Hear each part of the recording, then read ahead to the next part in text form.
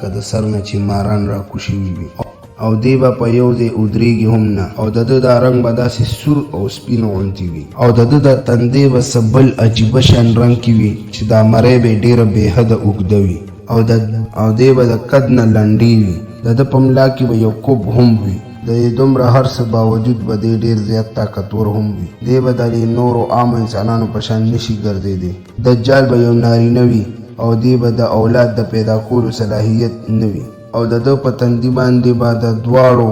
سترګو روزو ترمنځ به کافر لیکلی وي یا به کاف فی ری لیکلی وي دوستانو په ډېرو روایتونو کې د دجال د والدین ذکر ملاویږي چې په هغې کې وایي چې 30 کاله به د دوی د مور او پلار اولاد نه وي او بیا به الله تعالی دوی له یو لوی ورکړي چې اصل کې به هغه یو دجال وي خو دا ټول روایتونه د سند په کمزورۍ په وجه پای تکمیل ته نشي رسېدی